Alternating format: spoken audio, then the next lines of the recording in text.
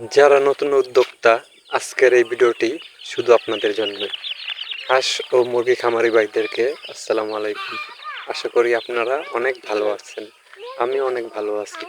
যারা অনেক দিন ধরে চিন্তা ভাবনা করতেছেন হাঁস বা মুরগির খামার করবেন, তো আজকের এই ভিডিওটি আপনাদের জন্য। আসলে এটা আমাদের শখ, আবার অনেকে বাণিজ্যিকভাবে ওই শখটা করে থাকে। তো আসলে আমি বাণিজ্যিকভাবে না করলেও এটা আমার শখ। অল্প অল্প কিছু অল্প হাঁস আর অল্প মুরগি নিয়ে আমি শুরু করব ইনশাল্লাহ। তো এই দেখতে পাচ্ছেন আমার এটা হচ্ছে হাঁস ও মুরগির যে খোপ, এটি কিন্তু আমার যে কাঠামো, যে খোপের যে কাঠামো সেটি কিন্তু অলরেডি তৈরি করে ফেলছি। তো এখন অনেক কাজ বাকি আছে। তো দেখতেই পাচ্ছেন আসলে অল্প টাকার ভিতর কিন্তু আমি এই খোপটি তৈরি করতেছি, যেহেতু আমার এই গাছ, বন্যায় যে গাছ পড়েছিল সেই গাছ কিন্তু আমি সমিলে নিয়ে গিয়ে ফাড়িয়েছি। তারপরে এরকম মাঠাম এবং যে চেরা সেগুলো আমি তৈরি করেছি। সমিলের লোকেরাই আপনি মাপ দিলে এগুলো তৈরি করে দিবে।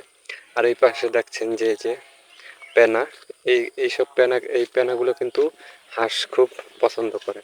তো আসলে আপনাদের যদি এরকম গাছ থাকে বাড়িতে, তাহলে কিন্তু আপনারা সেই গাছ কেটে সমিলে নিয়ে কিন্তু আপনার এরকম চেরা বা মাঠাম মাপ দিলে তারা বানিয়ে দেবে, কেটে দিবে।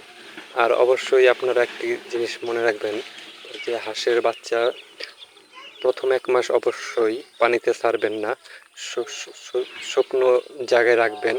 অবশ্যই এই জিনিসটা আমরা ভুল করি। হাঁসের বাচ্চা কিছুদিন হলে আমরা পানিতে ছেড়ে দিই।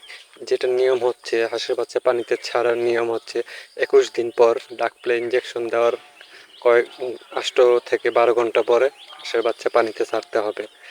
তো আপনারা অবশ্যই হাঁসের বাচ্চা যারা আপনারা চিন্তা ভাবনা করতেছেন হাঁসের বাচ্চা তুলবেন, শুরু করবেন হাঁসের বাচ্চা দিয়ে বা মুরগির বাচ্চা দিয়ে, অবশ্যই আপনারা খেয়াল রাখবেন যেন হাঁস মুরগি ঠান্ডা না লাগে।